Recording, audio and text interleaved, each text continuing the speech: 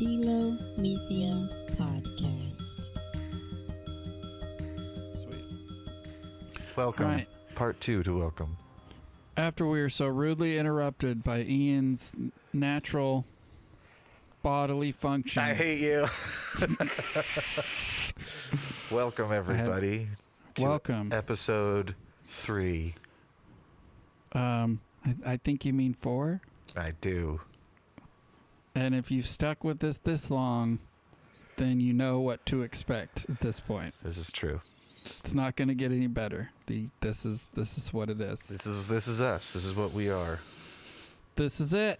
So, if you don't know, if this is the first time listening, the Philomythia podcast is about DMs as storytellers, I guess. It's really about our love for stories and then how we apply that to D&D and game mastering in general. So it doesn't necessarily have to be D&D if you want to DM for Blades in the Dark or Pathfinder or Symbaroum or whatever it is. To us, they're all stories. And I guess we should... I still always forget this when we start recording. I'm Eric. Oh, I'm Ian. We don't know how to introduce ourselves. We're not good at it. I think that you already know us. We're already best friends. We're all friends here. And we love you. He might, but I hate everybody. Yeah. I know, that's a balance. One hate, one love. So It's like a 69. a 69 of passion. Yep. So today we're just gonna... I write too many notes. I want to talk about too many things, and I talk for too long. It's a problem. But I have stuff we didn't talk about from last time that we're going to talk about today. Eric makes all the notes, and I make no notes. I come into this literally. I turn my stuff on, and I'm like, "Hey, what are we doing?" And he tells me.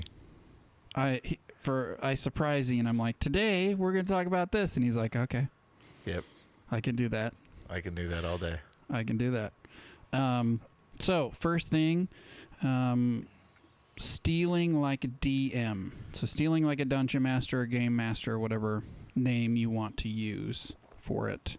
I was kind of surprised about this when I really started getting into this DMing thing last year, that this was so acceptable, because coming from the music world, this is not acceptable. You have to be really careful about quote unquote stealing or getting inspiration from other artists. Yeah. But in D&D, it's much more like folk art, where you can just, take things whole cloth and put it in your campaign. Probably because you're not trying to make money from it necessarily. Yeah, I think that's where where your friends.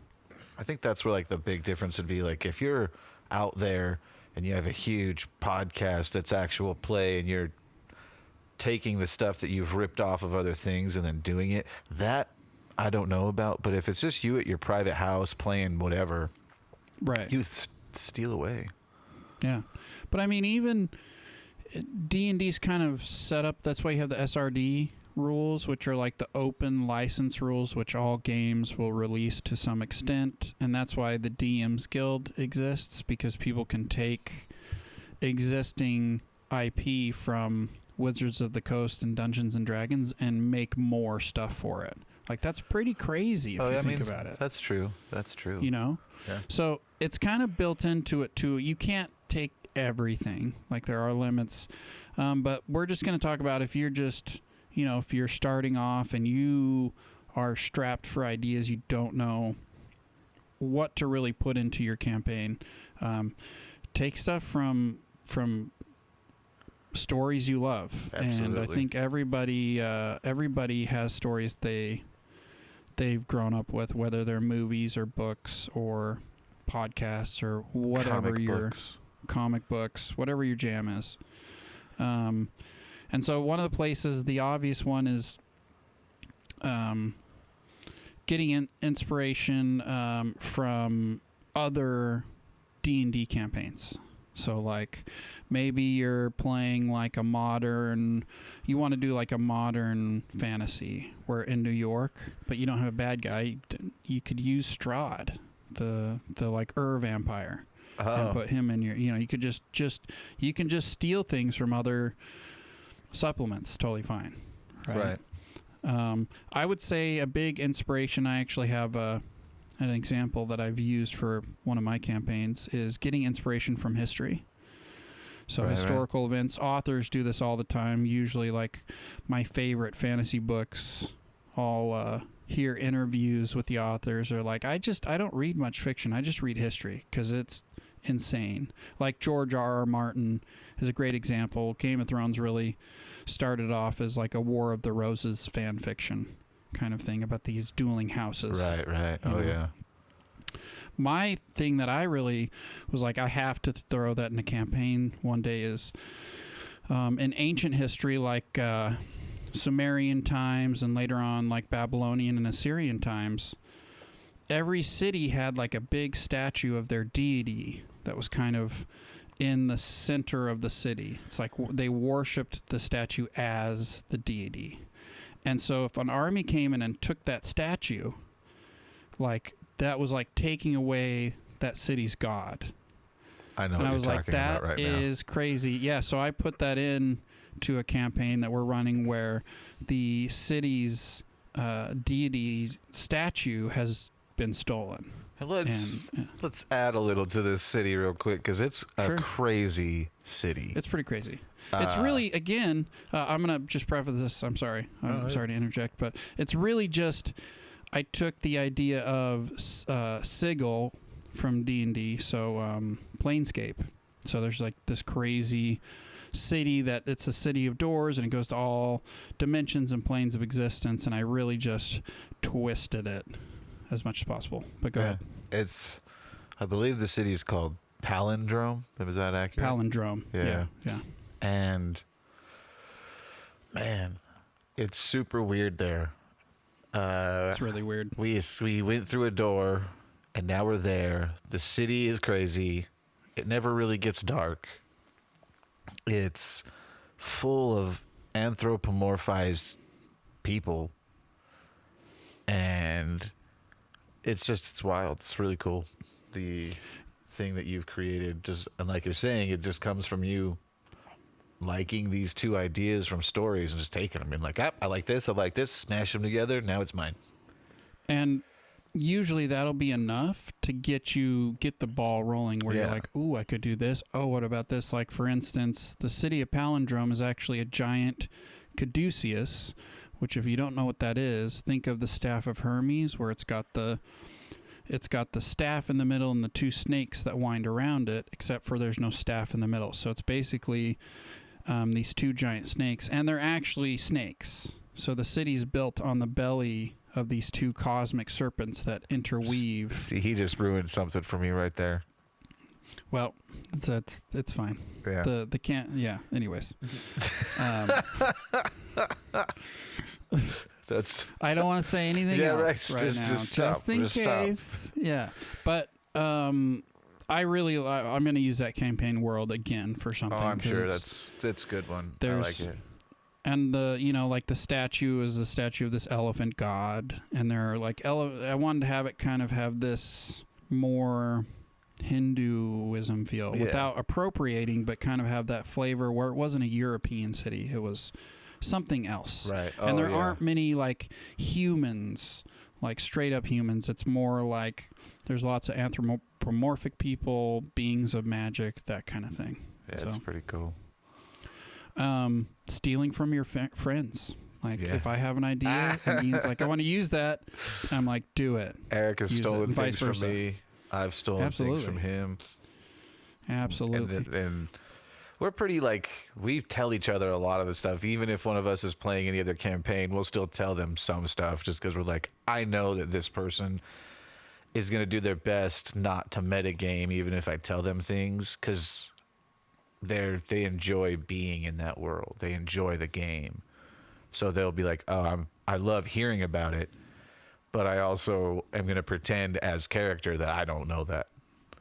And And now all the keyboard warrior DMs are furiously typing on their keyboards I know, to cancel us. Yeah, We broke the taboo. It's hard. I know. Life's hard. Things are. I like playing. If I'm a PC in a game, I like playing through the story, even if I know some of the things. Like, I'm not necessarily going to just use that to make my character win. Right. Well, Like that's not important to me. feels And that's like- an individual thing. Right. Not everybody's going to be that way, you know? So, Oh, absolutely. Some people would, if I gave some of those players that info, they would try to jolt to the end right away. they'd set the universe on fire. Yeah, they would be insane. But speaking of, sorry. Go please. ahead. No, go ahead. I was going to say, you took ideas from history and then from another D&D campaign. What I've recently been doing for what I have as a campaign that's a totally homebrew thing is I took some people, there's some people that made like a kind of a source material to play Destiny with 5e rules. And I love Destiny. I love the game. I love the whole thing. So I tried to take the idea of like these space wizards and apply it to a group of heroes that each one of them got to kind of pick their favorite hero, if you will. Like one of them's a Thundercat thing. They're one of the children of some of the Thundercats that never really happened. So it's this like alternate universe. One of the characters is literally Conan the Barbarian. Literally. One of the characters is who else do we have? There was a character he hasn't played in a little while, but there's a character that based it's a her in the game off Darkheart.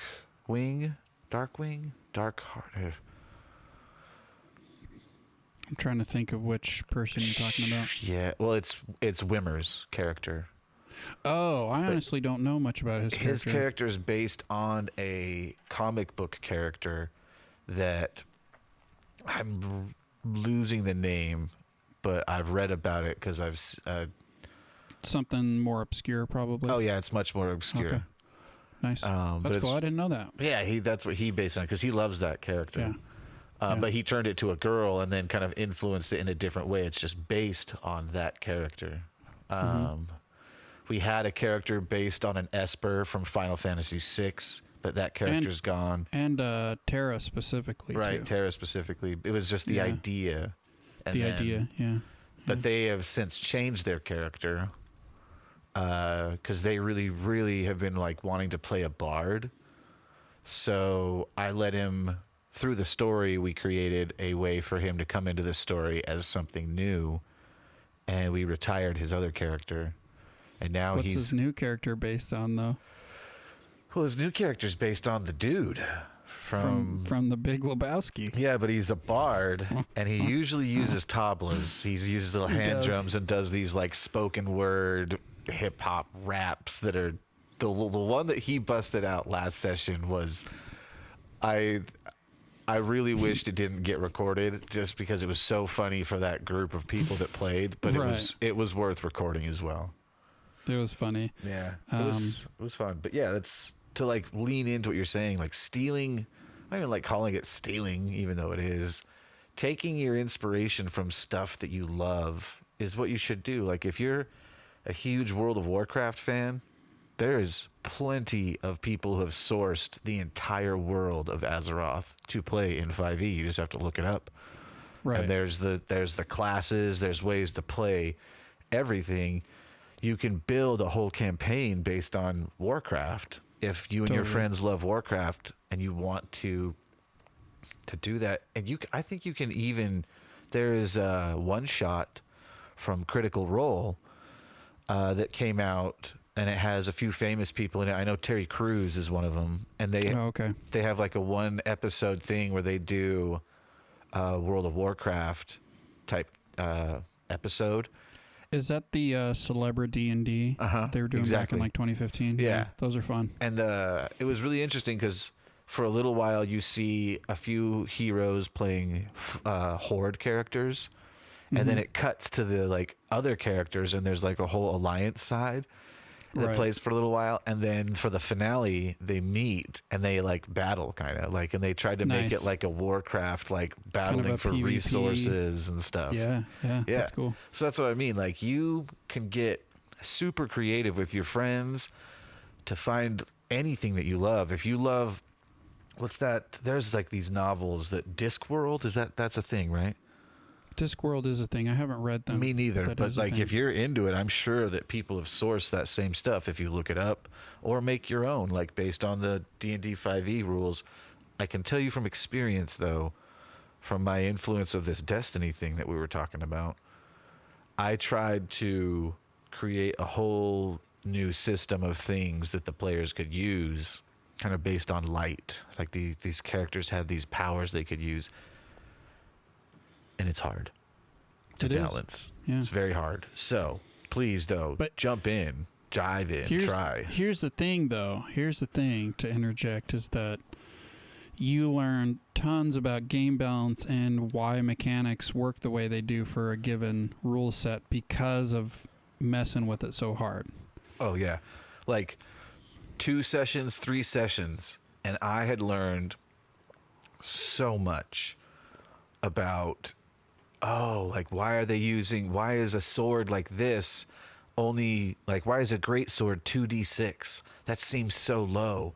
Why is that? Right. And then you start to see as certain characters level up, let's just say like a barbarian or a fighter, they get to like level 14 or 12 and they have like 3 attacks, and then they have some modifiers that they get to add to this great sword. So in the end, in a rage. Right. So like in the end, if that dude hits with all 3 attacks and then does something else, you're looking at like 15 d6 rolled on these situations. And I was like, because I'm starting them off with like weapons and abilities that do like 6d10. Crazy. And then we're going to like let those rank up as they go, because that's the starting thing. And they just would melt through everything I threw at them. I would throw enemies at them with 500 hit points, smash them beyond belief. I learned a lot about why they have the power structure structured as it is. Yeah. 4 or 5e at least. Totally. And so that's another thing. I think the reason why I like saying steal like a DM is because, at least for me, there was kind of this assumption like, it all has to be original. Like, I can't. No, just get started and you will. It's better to make a huge mistake. And it's not even that you made a mistake, Ian. It's just that you're like, ooh, that's like, I just made my job way harder. Oh, yeah. Now I know why. And you'll never forget that. So those are like really useful ways to learn anything, but learn a role-playing system quickly. Yeah. Like the assumptions and like, ooh, I don't want to do that.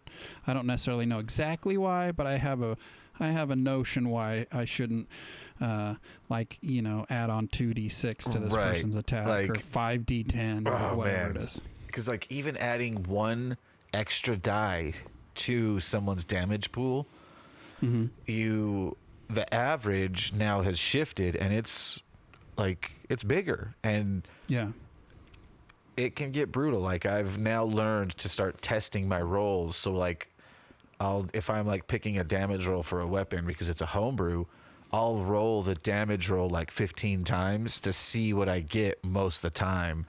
And that's what I'll be like, oh, I need to drop one of the die because that hits too high too often. Yeah. And again, if you don't have time to do that, that's a really good way to do it. You can go to Any Dice. I think it's anydice.com. And you can look at any kind of statistical spread visually of any pool of dice. Right. So if it was 5d10, you can see what the average numbers will be just really quick. Right. And don't forget to add your bonuses, though, from your averages, because like that shit, that is what blew my mind. So like a lot of my characters, their main stat is maxed, so they have a +5 to a lot of stuff. And I think to myself, +5 is not that bad. But then you have like 3 attacks, let's say, right? Like your base damage with no die roll, that's 15 no matter what. Right. And now, like, you're going to add this amount of dice to it. I was like, oh, shit. Because if you all of a sudden then give him, like, oh, I just gave him a +1. That went from, like, 15 being the thing to 18 being the, like, base. Like, it'll always be that. Right. Which 3 doesn't seem a lot, but there's 5 players. Yeah. If you gave them all 3, that's another 15.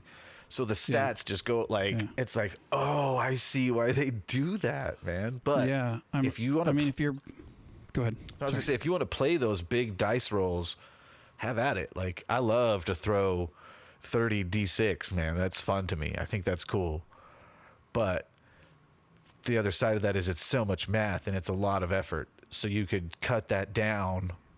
But yeah, you know what I mean? What I'm saying is steal away. Steal things, try things, do it. Like, it doesn't, making a mistake in this world, in this role-playing game world, isn't bad. Like, you can always, after the session, be like, hey, guys, that was a bit much. So I'm going to, like, work this so it ends up being better. Yeah, yeah. And you can do that before you can be like, hey, I'm going to try something tonight. Right. If everyone hates it, we can retcon it, or you can figure out what's fair for your table.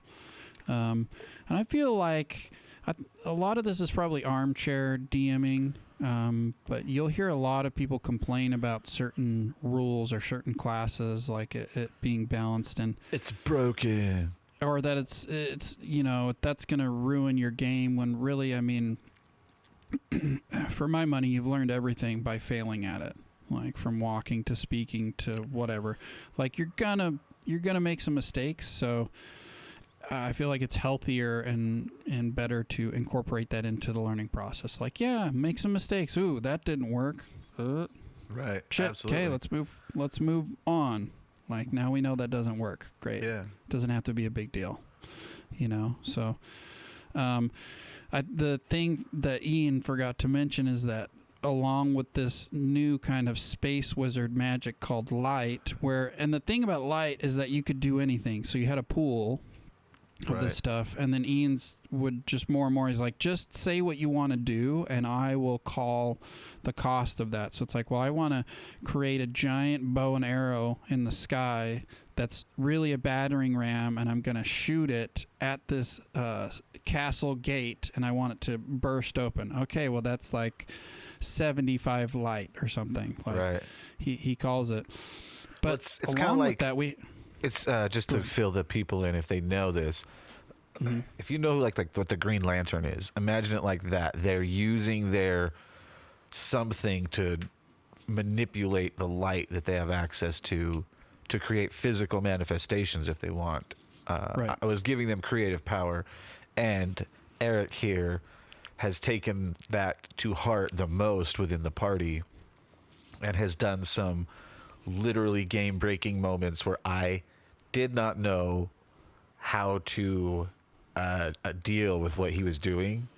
Right. But it was great. Like, people loved it. He loved it. I loved it, because those moments where you butt up against the players that some DMs may consider like a bad thing, I find that that's a good thing. This is a point of friction to have some fun with. Like, that's a great moment to improv with your players and have something really interesting happening.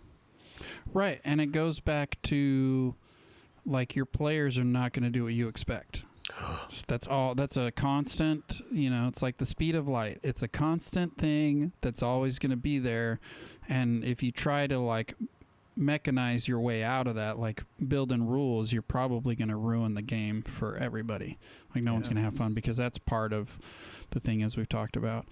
But along with all this cool, like, light ability, we have something called a light ability modifier, or a light attack modifier. And I don't know everybody else's, but mine is 15. So if I make an attack, I have a plus 15 to succeed to my attack. Yeah. So it's my percentage of like being able to hit and then do damage is very high. Yeah, So we're talking about swole numbers. Like they're huge. They're taking steroids. They're beating Arnold's in the world's strongest man it's competition. like they're like. You should mention though that every character is a ascended superhero from their world. Each one of them comes from their own world, where they were ascended beyond what their afterlife would be to this, like, they're like recruited. Again, it sounds like Green Lantern shit. It does. And I didn't realize it until I'd already created a bunch, that it was like just like the Green Lantern Corps, and there's this whole thing. But you love Green Lantern. Exactly. It's like, just I fucking love the Green Lantern. Yeah. Like the whole Lantern mythology, I think, is so cool. It's fun. I got hooked to it from like Blackest Night, Brightest Day is where like it sucked me in. I loved that whole series. I'm actually reading Brightest Day right now. Nice. And it's like 120 comics. It's crazy. But yeah, the light attack rolls are brutal because when I created it, I wanted it to feel big. I wanted it to feel powerful. And I didn't realize when I created it that making it that powerful out the gate leaves me nowhere to go. And you don't necessarily have to have big numbers for it to feel powerful. Exactly. If it's just because most D&D's pass fail, like you either succeed or you fail. There's no partial success. There's no, it kind of worked. It's like, either you hit that person or you didn't. So really, you're just trying to hit a target, and it's really about how hard is it to get to that target. Yeah. How difficult is it? So you can make it feel epic and have small numbers, which I think that's one of the amazing things about 5e is they were able to incorporate that into the system where you can keep the numbers and math low and still feel epic. Instead of like 3.5 and AD&D, like all listen to some actual play. I'm like, what is happening? How a DC of 75? What's going on right now? Like, it's that power creep number. I would say number creep. Yeah, number creep. Like math creep. Like it just gets crazier and crazier.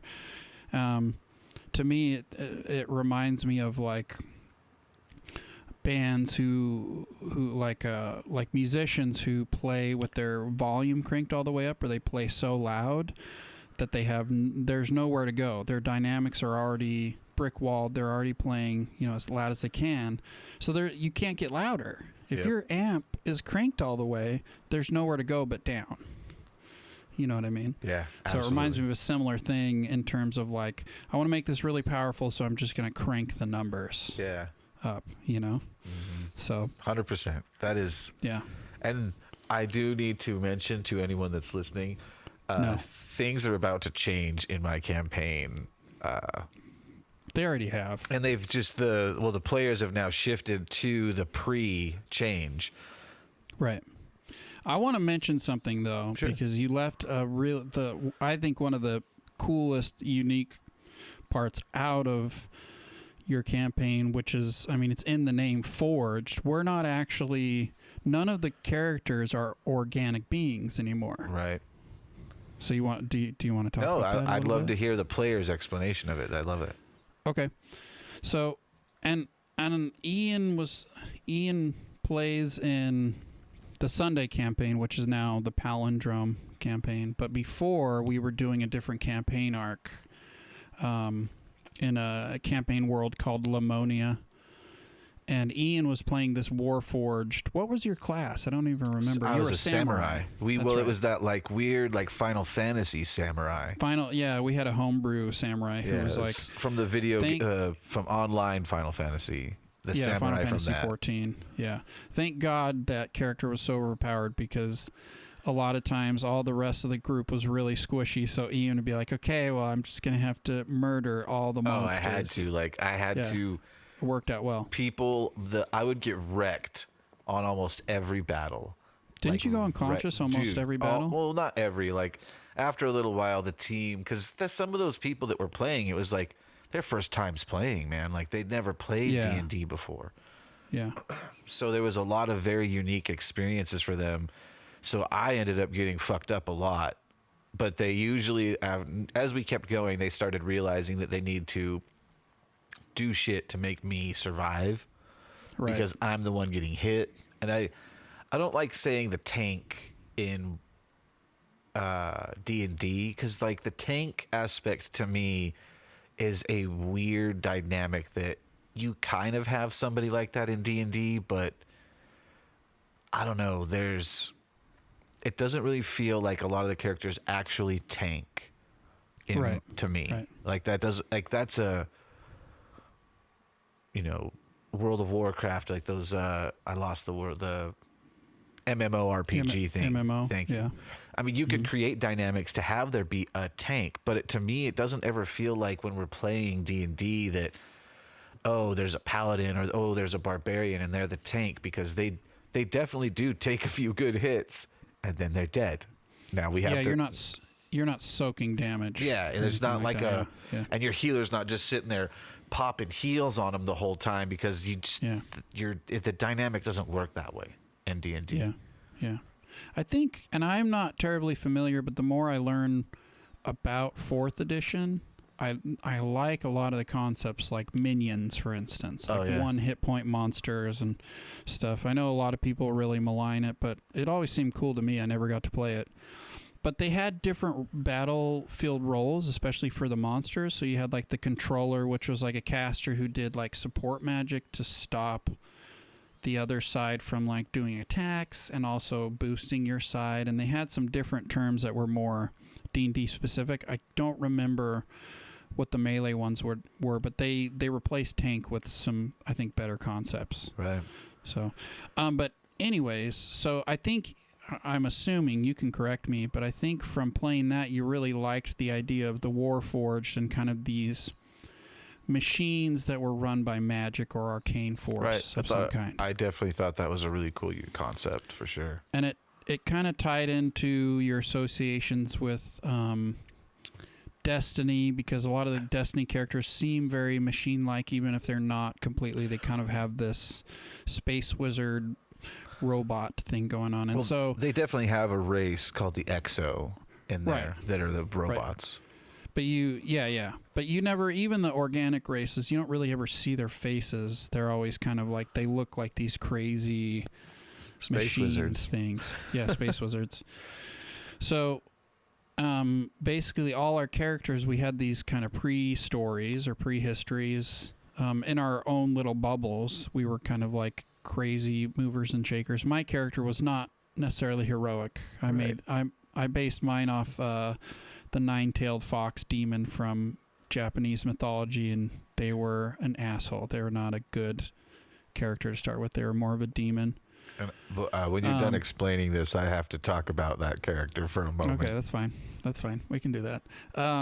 They are an agent of chaos, let's say that. And so basically when we got selected to go to the bridge, it's like the headquarters, it was really kind of our soul spirit got taken and put into this forged body, which we can make look like our older selves. We can appear how we want to appear, but we're really these space wizard, crazy machine forged things. So that puts a whole weird like, oh, that's different. We can't really die. No one's really, I don't think it's ever happened, but if we die, quote unquote, if we get knocked unconscious and left for dead, we just show back up at the shore, which is our home base. Yep.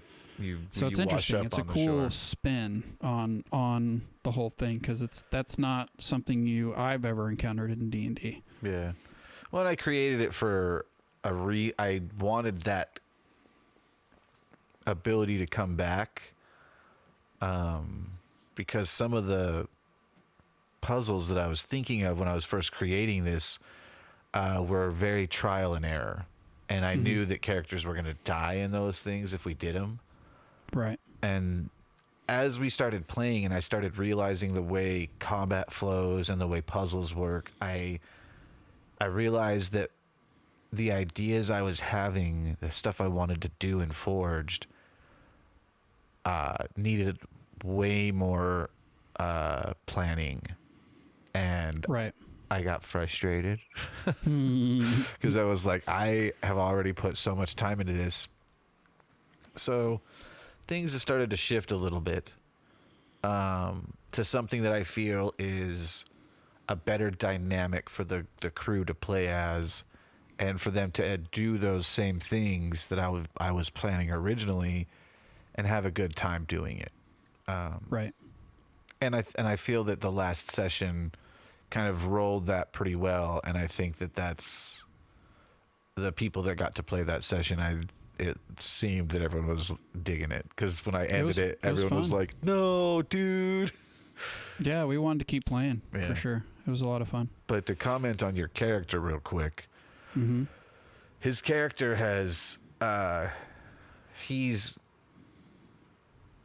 not an NPC. He's a player, but he's been with the crew for a while now, but originally he was not with them, and I let him have player agency to do. I'm like, you get to pick what your character does, and he's kind of an antagonist. He's not the antagonist, but he has been antagonistic of the party many times, and he's derailed things I've tried to do so many times and messed with me, because I've told him a lot of stuff that there is. So he'll be like, "Oh, we're gonna do this," because he knows I'm not prepared for that thing. So I do that a little bit, but there's a little more to it too. Oh, I'm sure. So, just like we talked about, I think in the first episode, we talked about emergent play. I'm really into that with my characters, especially.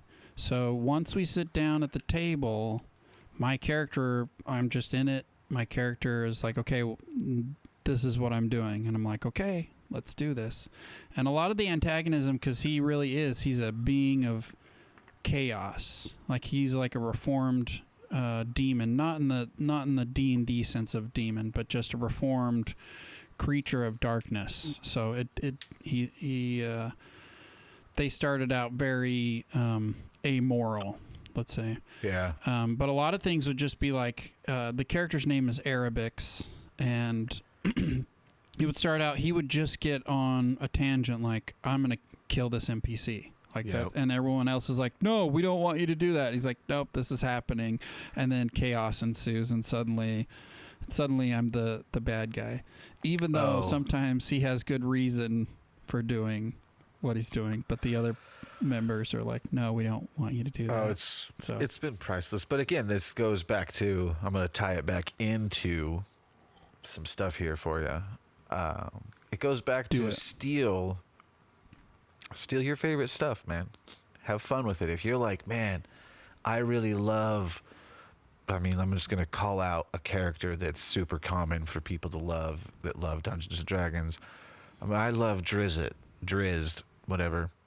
Oh, keyboard warriors. They're going to come. I like to say Drizzit. I'm sorry. That's how I like it. But I know that it's pronounced Drizzed. I know that. But like, if you love that character, then man, create a copy for your first time playing. If you never played and you love that character, create a copy of that person. Give them a new name, and you're a dark elf ranger. Do it. And that's like, there's a whole tradition of that. Yeah, it just have fun with it, and because out there in the D&D world, in all of these dungeon masters, a lot of people are looking for the atypical thing now, because they've done the typical, but there's still a huge audience for the D&D world that's their first time, and they've never got to play that classic campaign of, the big bad evil guy being the big bad evil guy in a very classic told way. Someone's a dwarf warrior, there's a drow ranger, there's a halfling thief. People, there's a reason that's a trope. And that if you've never done it, try it. Like, do whatever. Do it. Yeah. Don't bash on the classic or the typical, because there's a reason it's typical, because it's, as a first time thing, it's so much fun. For your first experience, it's great. And then when you're, I mean, I'm not saying do that for your first experience. I'm saying don't just shun that. Well, it's part of the D&D tradition, and it really goes back to Lord of the Rings. And you can love Lord of the Rings or hate it, but the idea of this group of diverse cultural and racial beings coming together to solve a problem, that's where it got. Even though there's a lot of debate whether Gygax even read Lord of the Rings or liked it. Right. Gary Gygax, the creator of D&D, if you don't know, most of you probably do. But like halflings were called hobbits in the first edition until they got sued, and then they're like, okay, well they're halflings now. Well, then you have like in Kryn, they're called Kinder, yeah, Kinder, which is just, I think that's just German for kid. Oh, that's funny. Like kindergarten. Right. Yeah.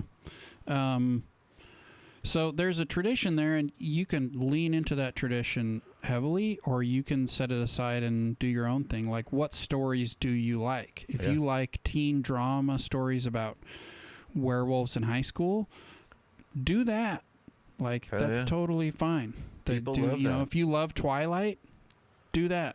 If you love 50 Shades of Grey, make sure all your players are okay. Do that if you want.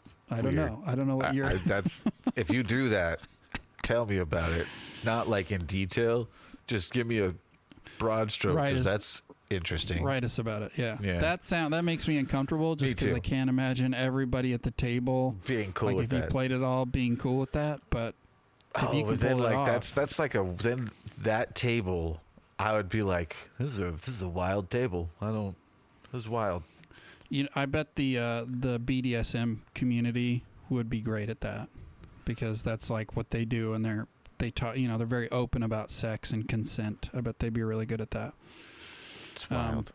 I know apparently that community hates 50 Shades of Grey. I've heard, because it's not the way it's supposed to be, apparently. Anyways, that's I just took that to a weird place. That's Moving fun. on. So I was going to tie my question to you earlier into. Yeah. So for stealing things, what are some of your, do you have any favorite stories? Like things that you love? Oh, do I? Do you have favorite I have tons. Things? Yeah, I have tons, but there are a couple, and the first one I'm going to talk about is one I've actually stolen from, which is this. I have a little hipster inside me that makes microbrews and judges people and has a better beard than I have in real life, and so this is not very well known. I wish it was more well known, but I'm also kind of hipstery, and I'm glad it's kind of like mine. It's not proud of it, but it's just the way it is. I think I know what it is. I just think I know what you're talking about. Yeah, you do. It's a Chronicle of the Unhewn Throne. Also, the first book is called The Emperor's Blades, and that's usually what I call it, the Emperor's Blades trilogy. Who wrote it? Brian, let me look it up, because I do not remember. You have to give credits right here, because this is... Yeah. I'm not good with names. It's the guy. He's really good. Brian Stavely is his name. Really good writer. He's another one where he reads mainly history, kind of like George R.R. Martin. I should say that I've read 20 or 30 pages of the book, and I like it. I just haven't read it in a while.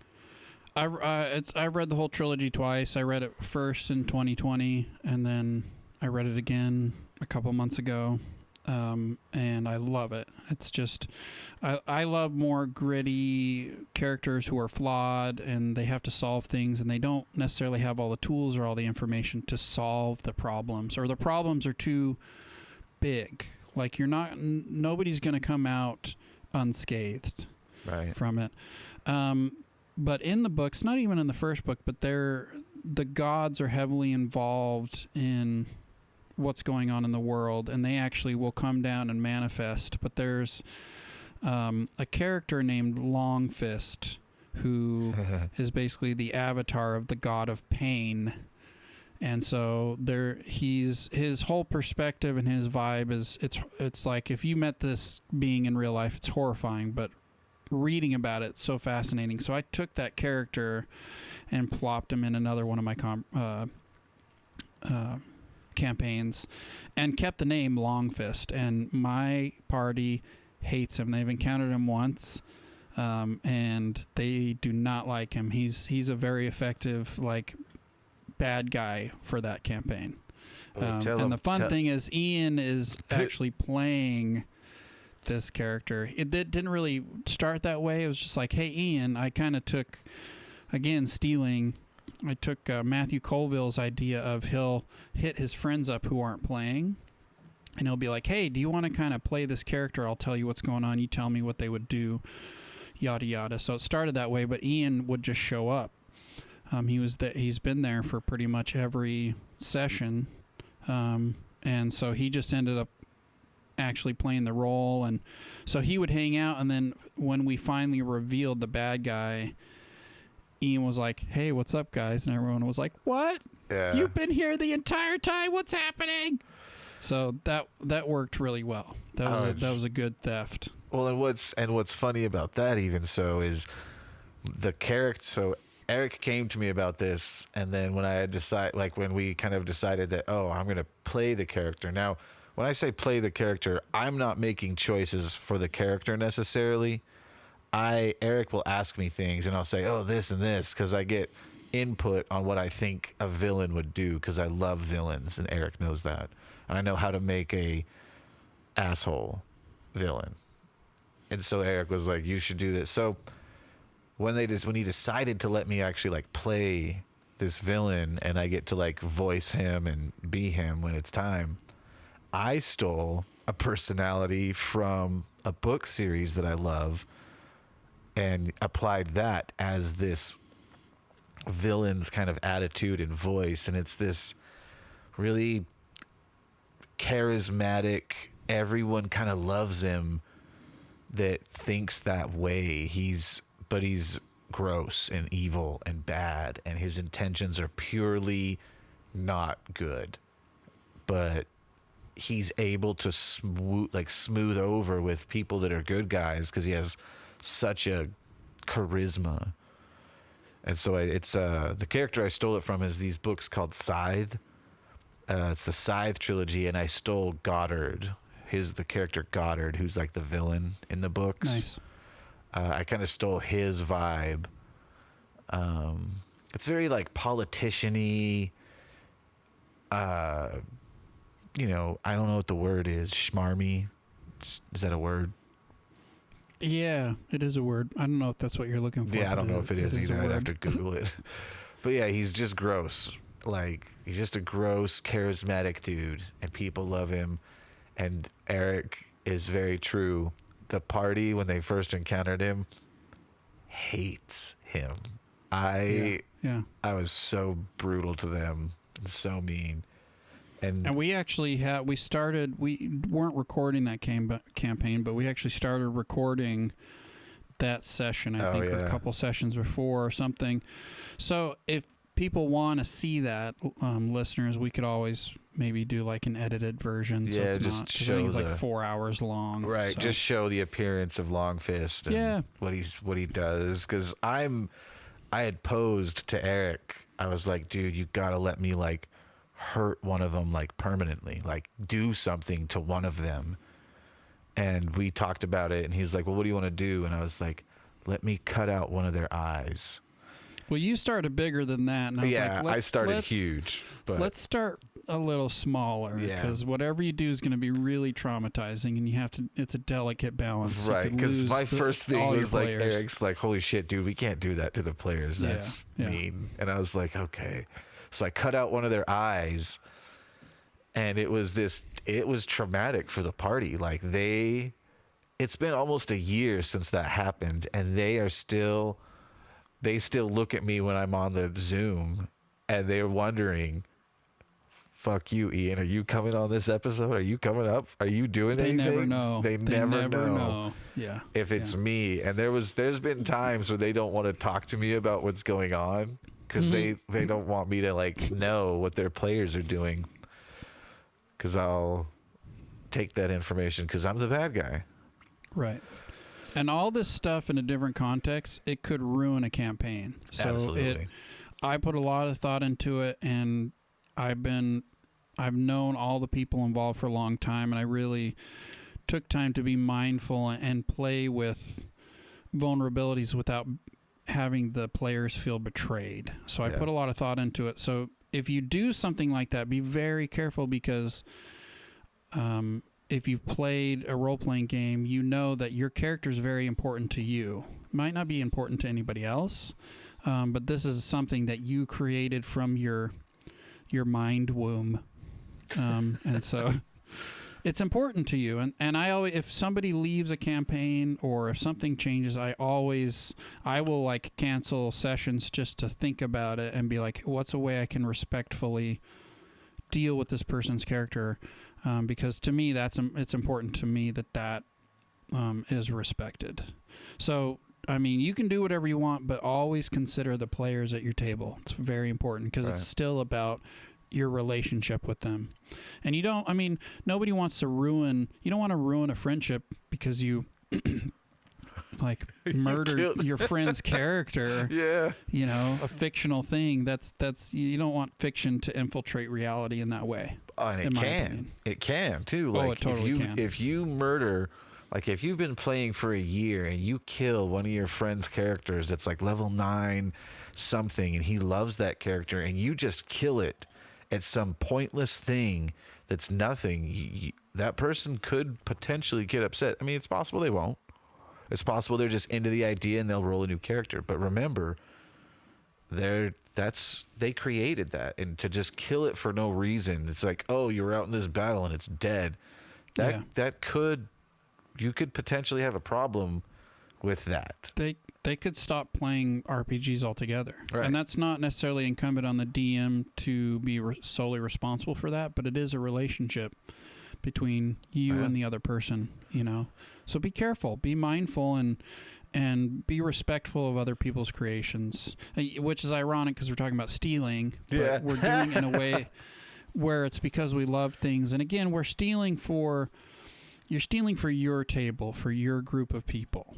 We're not talking about like actual play or trying to gain a following or something that you can sell on the DM's Guild or any of that. This is just for you and your friends. Yeah.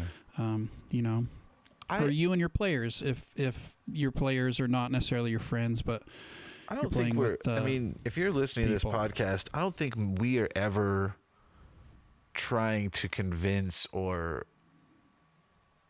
say anything about you trying, like, if you're making money doing this and you're listening to us, I mean, I don't know if a bunch of our advice might apply to you, but if you're making money doing DM stuff, you're higher level than we are. Yeah, tell us what we need to do. Tell us, because I'd love to make some advice. Money. yeah, absolutely. But I just feel like it's important to say that this is everything we're talking about is within a certain context. Absolutely. You know, and so if whatever you're going to do, there's a lot of cool stuff you can do. I love a lot of the strategy behind Matthew Colville's DMing, for instance. He'll make plans, he'll be really devious, but he knows his players really well. And he knows generally how they're going to react. And so even from the outside, if you're like, that's BS, you know, it's really between the DM and the players. That's what's important, you know. So I have a list. I'm just going to go through the rest of them pretty quickly because I want to hear Ian's stories as well. Okay. These aren't necessarily in order because I love, you know, I'm a Philomyth and I love stories. But I will say my favorite fiction book, is The Book of Flying. It's another very unknown book, and let's see, Keith Miller is the name of the author, and it's almost like a fairy tale. It's very mythological about this librarian who was born without wings. Both his parents had wings, he was born without them, and the girl he loves has wings, and so she doesn't. It's unrequited, so he goes on this whole quest to gain his wings, and he encounters a minotaur that guards a bridge. But the way he solves problems is always really peaceful and weird, and so it's very dark and kind of like it hits that kind of fairy tale core, like the old pre-Grimm's fairy tales where everything's really dark and violent, but the way things are resolved are just amazing. So that's one of my favorites. But I love Empire Strikes Back. Everybody should know what that is, I would assume. The Matrix, I'm one of the few people, and Ian will probably agree with this. Like, I love the Matrix trilogy. I always have. Oh, 100%. I was very taken aback that it got so much hate, but that's just me. Ex Machina is another one. Samurai Champloo, which is a anime which is by the same guy. I don't remember his name offhand, but who did Cowboy Bebop, which is kind of the new hotness because they're about to do a live action thing. Fingers crossed. Hope it comes it's out good. soon, right? Yeah, I think so. I haven't seen it in the news lately, so I'm not sure. That's true. Dragonlance Chronicles, so the original trilogy, which is like it's hard to get more classic D&D than that. Oh, 100%. That's like absolutely. that's really good. The Expanse, the series, the TV series and the books are phenomenal. It's definitely more hard sci-fi, because the science is really accurate to what we know how physics works in a vacuum. So Right. all the burn rates and how you have to flip a ship and all that with this crazy kind of alien presence involved. A book called Annihilation, which also got made into a movie. The author is... Who is that? What's his name? Oh, Jeff Vandermeer. And that's he writes a lot of what's known as New Weird. I guess everyone now says New Weird is dead, which is like it's only been around for like 12 years. Why is it dead? But apparently it's dead. That's what all the fancy people say. And then Perdido Street Station, which is another New Weird book by China Mieville, and that is phenomenal. If you want to run a city campaign and have it be gritty and dark, that's a great resource for city campaigns. It's got a lot of kind of science and alchemy, but in kind of this dirty way. There's toxic waste being dumped into the rivers from these alchemy experiments. There's bird people. There's one of my favorite concepts from his world, because he actually used to play D&D, so his D&D world is called New Krobazon. So he has these weird races, like he has something called the Kefri, which are they're always women, they're always female, and they have a female body, and then their neck goes up and it's a full beetle body that replaces their head, and they like speak with chemicals, and like they use sign language, but there's this other... What? Yeah, it's really, again, it's New Weird, so it's going to be, the whole thing is like, what is happening? This is so weird. That's why I love it, because it's almost like Eldritch horror, but it's not horrific necessarily. That's not the point. It's just strange. There's another race called, they're not even a race, they're this group called the Remade, which is if, let's say, you get caught for a crime, you get sent to these prisons where... again, kind of alchemist wizards will like cut your arm off and put like a squid tentacle in its place, and it's really painful, and so you're disfigured, and you're without your choice, your new parts are put onto you, and then you're shipped off to like here you basically become a slave.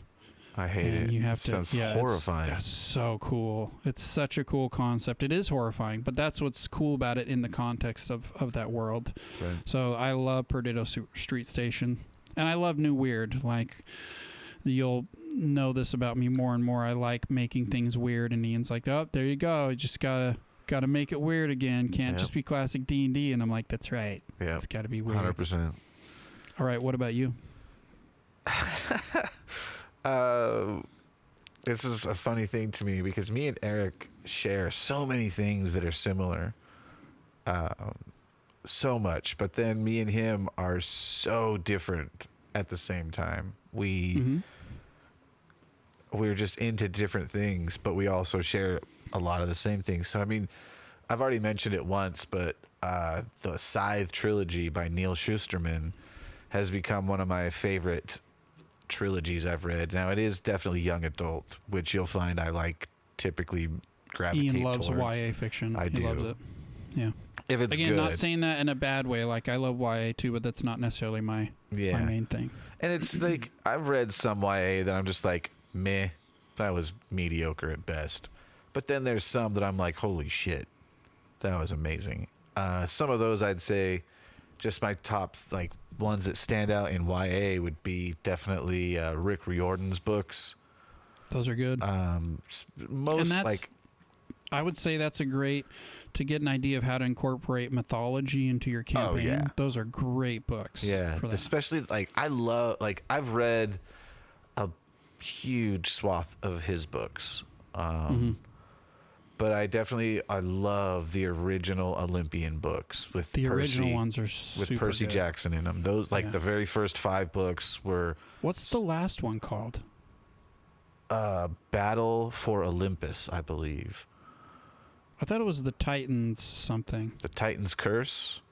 I think that's 3 or 4. I don't remember. It's been so long. I love that book, that 5th book though. Yeah, the 5th one's so good. Like all of the books they're fantastic. They're great, but they build into this story arc that's been going through all of them, and the 5th book is like seriously like a giant battle the whole time, and it is done so well. It's a bummer that they haven't like really nailed how to make those movies, because they would have been really great. I've heard that it's that too many chiefs in the it could be not enough Indians. I have heard that they're doing a series. They should. That's the way to do it. Well, I know that. Before the pandemic hit, I know that was something that was being cast. I haven't looked into it since then. So I'd say that I love those. Scythe is a huge one. Hunger Games. Was a huge thing. And what's funny is I showed Eric the Percy Jackson books, and then Eric is the one that showed me the Hunger Games books. He's like, dude, it was only 2 of them out at the time, and you're like, the second one had just dropped. Yeah, like, and you're Catching like, Fire had just come out, and you're like, I'm gonna let you borrow these because you have to read them. And I was like, okay, I'll read them, but you need to read these. And I gave him Percy Jackson, and we both I read Hunger Games and instantly fell in love. Instantly loved those books so much. They were so fantastic. Again, you're gonna get Harry Potter from me. Love it. No, canceled. Can't love Harry Potter anymore. Hey, I didn't say I love J.K. Rowling. I don't. I love Harry Potter. I love the Harry Potter books. Yeah, I have a tattoo of Harry Potter stuff. That's regardless of the political author stuff, I think those books are amazing. I started reading them again. They still hold up. Oh yeah, I read them just last year. All of them. Yeah, they're so really good. Now, if you want me to lean into like more adult stuff, I'm not even going to lean. Ready Player One is a book that I've read so many times. Here's one that Eric likes some of them, and I like them. Ender's Game is a good one. Oh, yeah. I've read every one of those except for the newest one that just dropped. Is it the one that just like barely dropped? It's supposed to be the final book that concludes the Shadow series. I'm excited for you to read that to tell me if it was cool, because I've only read a few of the books. But I liked them. I love those books. Yeah. Like Orson Scott Card was like my favorite author. Yeah, I remember that. Yeah. So to like delve into it's not even more adult books. Like you're not going to get a lot of like super adult like books from me, because I've read them. Don't get me wrong. I've read all sorts of classics that everyone says you should read. I've read them. Right. And it's not that I don't like them. They're great. Of course. Mm-hmm. I just prefer to read these types of things because they're fun. And again, stories are stories, especially for this podcast. If it's a children's book and we like it, we don't give a fuck. Oh, exactly. We're gonna like it. We're gonna talk about it. If it's like super adult and it's awesome, we're gonna talk about it. We're gonna enjoy it. I'm gonna delve into like one I think that Eric probably hasn't thought of in a while, but I loved the story. I thought it was a unique story, and each time I watch it, I'm like, wow, that is so insane. And that is The Max. Oh yeah, Max is cool. Like that story of that original run that they did was so unique and weird and trippy to me. I never got to read the comics. Me neither. We only watched the movie. Cartoon. And we had all of it too. And like, because back in the day I'd seen like 3 parts of it on MTV Yeah. and thought I knew something, and realizing that there's like 12 parts. Tons more. Yeah. And they didn't even finish it either. Like, it ends, but it doesn't really end. And you're like, I want more. The way it ends is like, because I remember we watched that a bunch during the party house. Yeah. And it was during a time in our lives where, you know, teenagers and things were just weird. So that was a super trippy story, and I loved that story. Mm-hmm. It's good. Very kind of Jungian, like kind of all the all the subconscious archetypes. Mm-hmm. You know, I thought they played that really well. And I have to say, since you brought that up, like, I love, a lot of people are Marvel and DC people. I'm an Image guy. So I love Image comics. I love Spawn. That's another character. Like, that would be on my list as well. I love a lot of the stuff that comes out of that. Yeah, absolutely. Image back when it was kind of a thing. Funny enough, I was when I was getting tattooed recently, I was talking to my artist about Image comics, because that was something that was really big when he was young, was a big influence on Kalen's life. He loved Image growing up. Let's see, I'll throw a few more out there for you. Do it. Let's throw the other set of books that we've both read that I would definitely put as I loved. There's certain ones that I loved, and that's the Drizzt Do'Urden books. Yeah. I would say, and I've read the Dragonlance Chronicles as well, and it is definitely one of my favorites. Those 3 books are so great. Mm-hmm. I love the Dark Elf trilogy. The Crystal Shard trilogy is great, but then the ones after that are those are my favorites, like Legacy, Starless Night, Siege of Darkness, Passage to Dawn. I loved those books. Those ones were so cool to me.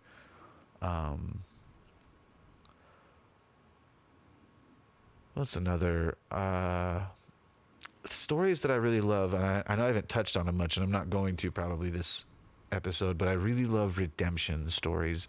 Characters that are villains almost, or anti-heroes, getting to that point that they've been struggling for, that point of peace. And sometimes the way that they get there isn't always great.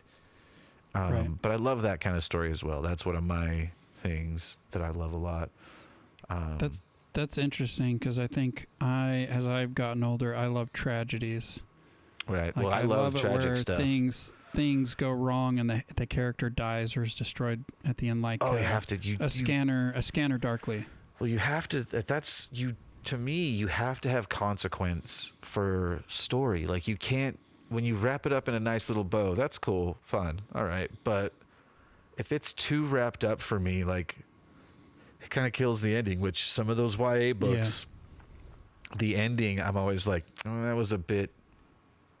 I don't feel like a bit Disney. Yeah, bit Disney. I need something dark.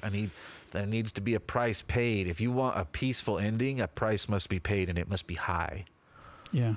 Sure. Spoiler alert. Spoilering alert. Anyone, if you haven't read Hunger Games, spoiler alert. Spoiler alert right now. Stop listening. Yeah, absolutely, because I'm going to talk about the ending. I'm telling you right now. A lot of people were pissed that they killed. I lost her name. Prim. Is it Prim? Prim at the end of Hunger Games, because they're like, that makes the whole everything just pointless. And I was like, you've lost your mind. That have you lived for years in life? Like that. Do you right know how there this living thing works? Is like it's a insane sacrifice to obtain the ending of that book. The hero Katniss gets ruined. Like totally ruined. And I loved that. Like, it's such a great, and in the end she does find peace, but that doesn't change her trauma. It doesn't change what she went through, because the stuff that we always expect these heroes to go through, it's all of a sudden like, oh, they'd be fine. Are you serious? Like, they watch their family die.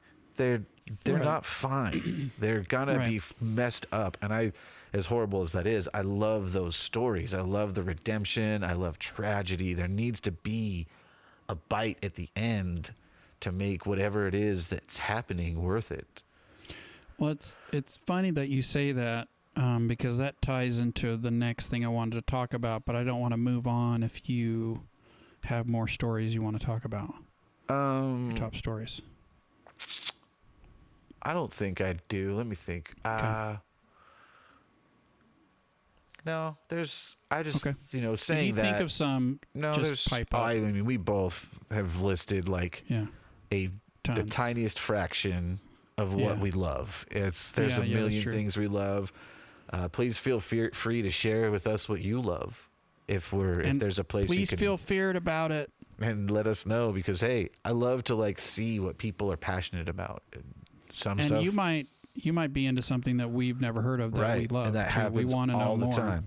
That's how I found those Scythe books. Just a friend was like, hey, you should check these out. And the concept of Scythe, just that for the first little bit, I was like, oh, that's dark. I love that. I want to know what happens.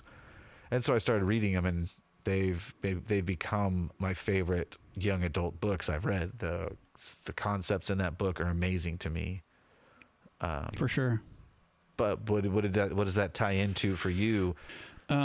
So you talked about like having, meaningful consequences and resolutions. Absolutely. And I think that ties into something we were going to talk about, I think, sooner, but we just didn't get to it.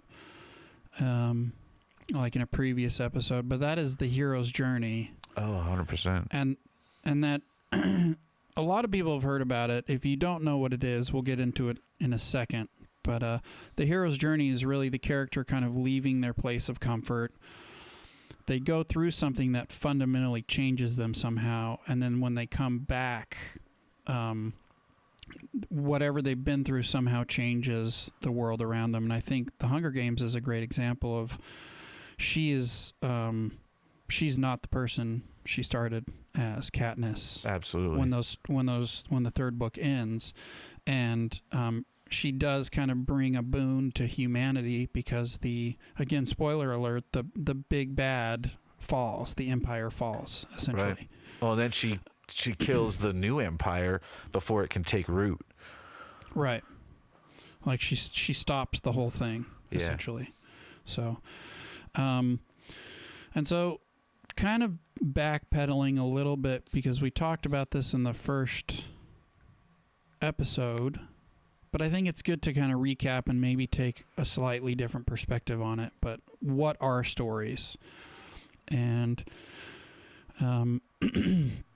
for me, and this isn't, I didn't come up with these, but thinking about stories and reading about what other people say stories are, you could say that a story is really the resolution of meaningful tension or a problem or conflict. Like you think about something like Hunger Games, the reason why you care about what's going on is because it's meaningful to Katniss. Like there's a lot at stake.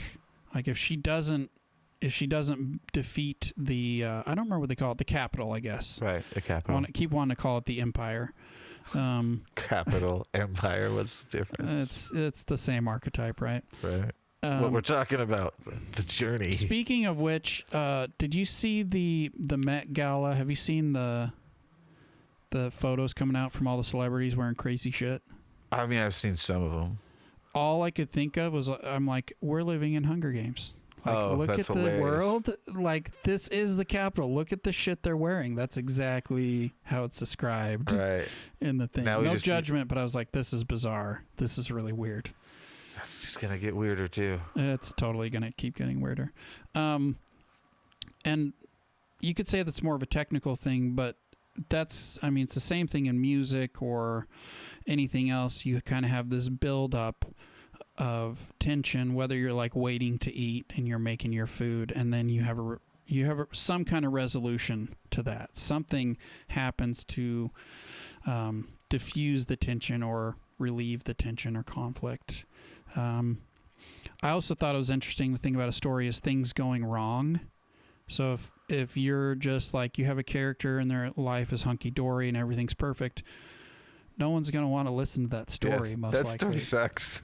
Yeah. Even in like drama, like character-driven stories, one of the things that, especially like a TV series that has like 8 seasons, one of the things that gets old to me is they keep having to find things to go wrong, where like you'll have this amazing kind of arc, like let's say, I'm going to get so much shit for this, but I don't care.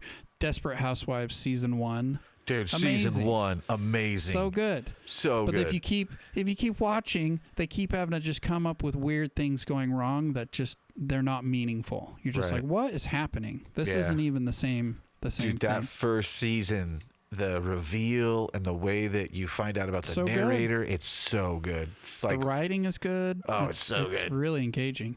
And I think that comes to the next point. And there's a book I'm just going to read a little snippet from, very small, just a sentence, called Hamlet's Hit Points. This is actually one of the recommended books in the DMG, the Dungeon Master's Guide. It's by a guy named Robin D. Laws, and I think he was a game designer in 3.5. If you look at his resume, he's been involved in the industry.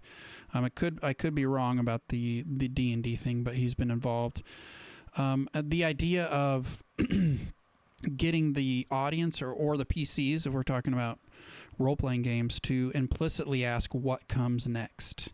That's what hooks us. That's why usually, like, if you're watching a show and it's the first episode, it's new, and you're like, okay, this is kind of boring, and then suddenly a car explodes, or like the main character's parents die, or something happens, you're hooked. You're like, ooh, what's going to happen now? I need to watch the next episode.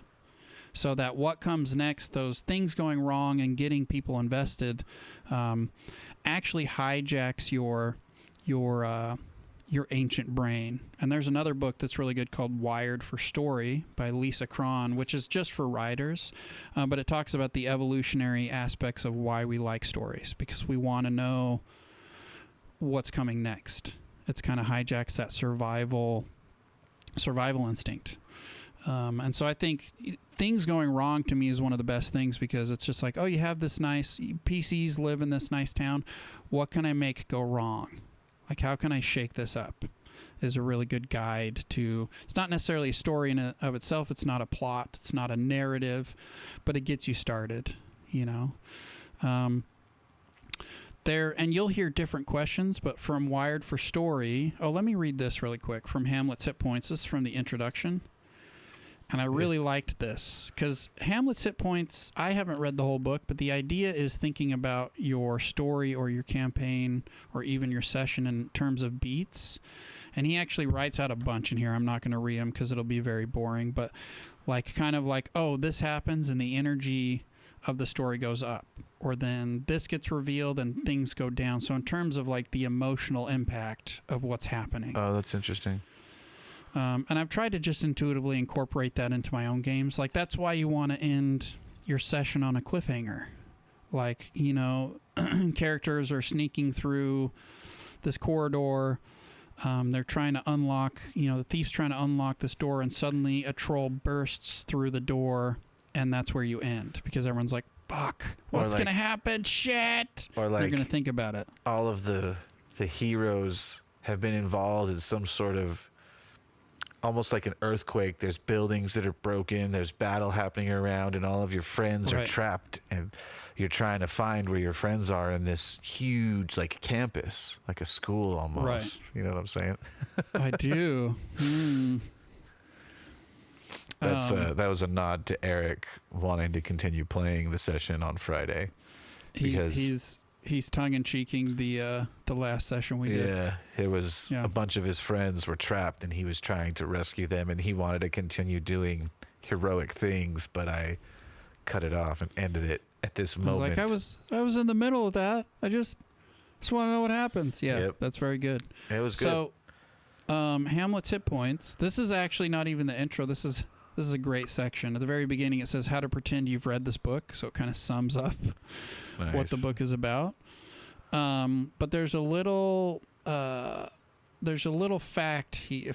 He says that stories engage our attention by constantly modulating our emotional responses. So it's the same thing in music, where if your music is just kind of flatlined, if you're not building your dynamics, if you're not adding or taking away different layers of the music, rhythm, harmonies, extra guitar parts, whatever it is, it's just going to feel repetitive to the listener, But if the music feels like it's building or declining, you feel like it's going somewhere. And I feel like good stories, especially on TV, are constantly modulating your emotions like that. You're constantly kind of going up and down and that kind of thing. So this seems like a really good resource. I want to get into it more, but I love the concept of, he calls it beat analysis. Right. So each kind of point in the story is the energy or the emotion is either going up or it's going down, and they're both useful, you know. So I was going to say, that reminded me of I'm going to mention one of the other stories that I love that I might get some crap from, and if you guys want to fight me in the comments or on my DMs, feel free. Just be nice. Be nice. You don't have to be mean about it. Lost. I'm one of the people that loves Lost. I loved the ending. Loved it whole. I loved it. I'm one of those people. They should have ended at season 5. Oh, they should have just stopped your sinning mouth. 6. You stop your sinning mouth. But yeah, that was also just a little shout to like modulating. Like that was a series that through the seasons constantly modulated you all the time, keeping you hooked with all sorts of stuff. But continue. No, I think that's great, and there are a lot of cool mysteries I think that could have had really cool answers, but J.J. Abrams has his goddamn mystery box. Makes me want to choke things, but that's a conversation for another time. So there's a concept in writing called story questions. I think this is really good for DMs. The ones I'm going to talk about come from Wired for Story. And again, if we're talking about master's degree in storytelling, both these books, or DMing rather, both these books would be on there because they give you ideas. DMs, and they have a hat they wear called the writer hat, just like you have the voice actor hat and the improviser hat, etc. You'll have different sets of these. Another series I love are the Dresden Files. Oh, and if you look up, love that one. What the hell's his name? Damn it. I'm terrible with names, guys, like especially when I need them. I'm going to look this up because I have the keyboard right in front of my Dresden Files. Jim Butcher. Jim Butcher. And if you want to know how to run a long-term campaign, read those books because the way he builds shit is amazing. But that's beside the point. If you watch his lectures, he'll talk about story questions, and really that's how he built his whole series, which is now like 18 books and a bunch of short stories. I've read them all. It just gets better and better. Like once you hit book 3, man, it's good. It's super epic, like modern fantasy. But these story questions come from Wired for Story. And the first one is, whose story is it? And then what's happening here is the second one. So what's going on? You could say what's going wrong, and also what's at stake. I feel like that last one is for DMs specifically why you have your characters do the T-BIFs, the traits, ideals, bonds, and flaws. Because that's how you get them invested in your story, in your campaign world. Cron has this really good little snippet, which is, as counterintuitive as it may sound, a story is not about the plot or even what happens in it. Stories are about how we, rather than the world around us, change. They grab us only when they allow us to experience how it would feel to navigate the plot. Thus, a story, as we'll see throughout, is an internal journey, not an external one. So especially for, a lot of times I say this in a negative way, it's really not, but PCs are super selfish. The PCs are only asking one question, and that's, how does this affect me? Right. Like, what does this have to do with me? If it doesn't have to do with me, pass.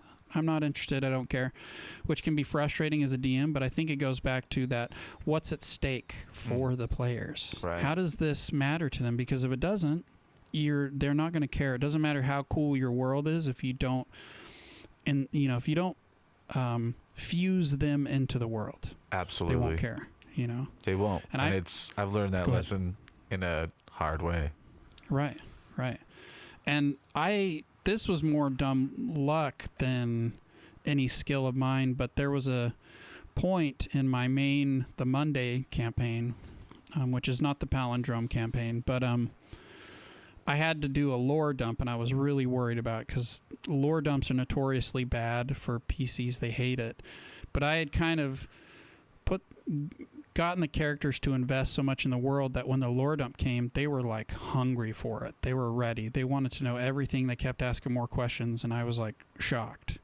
So if you can get your PCs involved in the story that you're telling, in the world that you're telling, and I guess even more just the world, because you could do an open sandbox where there's no story and the characters are still super invested. They'll still get invested, yeah.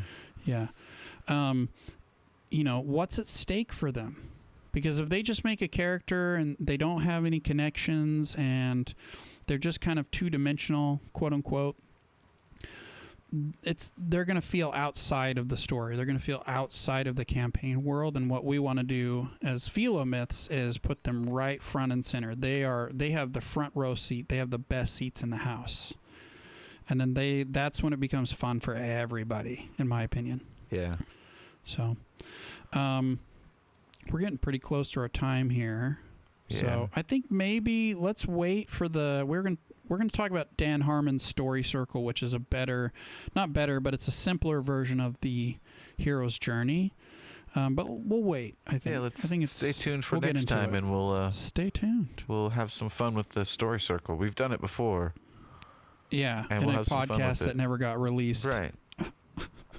But I'm gonna say.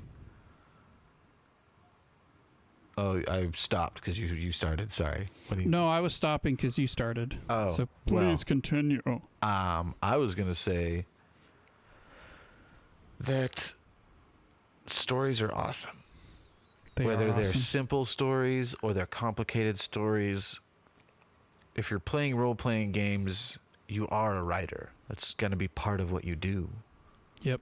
So that's, stories, man. Just love what you love. Love what you love. And here's the thing, same thing I tell to my music students is that, look, you have a huge library of, in this case, stories instead of music in your head because you've been watching movies. I bet your parents read you books when you were younger. You probably read books yourself. You probably read comics or play video games or watch TV shows. Those are all stories. So you have a huge resource that you've been building pretty much since the day you were born. So you might be like, I don't know what I'm doing, but you already have a bunch of just diamonds in the rough just sitting there in your brain that you can use if you're just willing to feel kind of stupid. Because you'll feel really dumb at first. It's like, I'm dumb. I don't know what I'm doing. That's fine. None of us really do. I feel especially dumb at first. constantly. The last session I DM'd, I felt dumb so much, but it was still fun.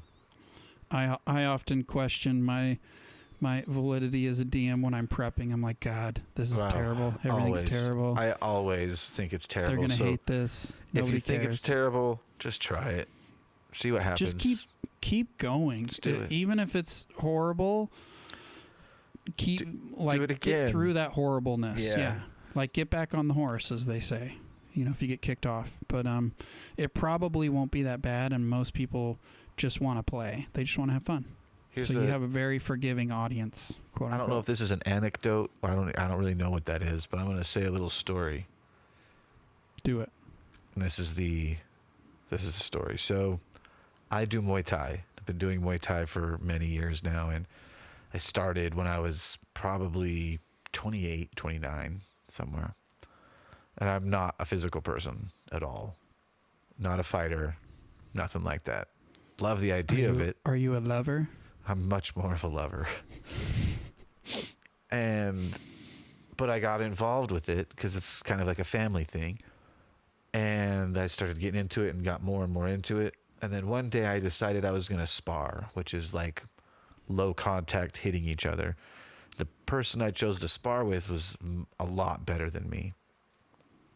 And I got kicked in the face by like a jump kick, and I got punched so hard in the face, and I realized something, that it's not as bad as you think it is, which is the same thing as with stories and DMing. the thought of doing it and the thought of it being bad is not actually as bad as the situation being. So do it. Right. Just jump in. Totally. And I'm going to say this last thing for you, Eric. You ready? Oh wait, don't sign off yet. Oh, okay. To one more small thing, and this isn't like a topic to talk about, but did you watch because I forgot to put this story on the list. Oh, okay. Did you watch the Sandman trailer on Netflix? No. They might do it. They might hit it. I'm a huge Neil Gaiman fan, but I love the Sandman comic series, and they're finally. It's been like failed project after failed project on this. Eric is literally a sweaty about Neil Gaiman. Super sweaty about Neil Gaiman. I'm not the only one. Oh, absolutely not. He's magical. He's great. And his wife is fucking awesome too. Well, I downloaded the Audible awesome. thing that they have because it was free. So yeah, I was like, it was free. ooh, stake in it, yeah. and I got it because I know that's supposedly a lot of people say it's pretty good. It's good as long as for me, it's hard to get into that radio play version, especially if you read the comics where there's sound effects and there's a cast. It's cool if you can get into it, but I more like the audiobook format where somebody's telling you the story. But it's very well done. I mean, it's got James McAvoy is Dream. There's a bunch of really big names. Bunch of really good ones. The Neverwhere BBC radio play is really good too. Oh, cool. And that's got a huge cast. But man, that trailer looks awesome. I'll check it out. They might actually pull it off, which I'm very excited about. I'm sad the Joseph Gordon-Levitt movie got canned, but this looks promising. Nice. That's all. Well, listeners, thanks for joining us. Thank you. As always, stay sweaty. Stay sweaty, listener.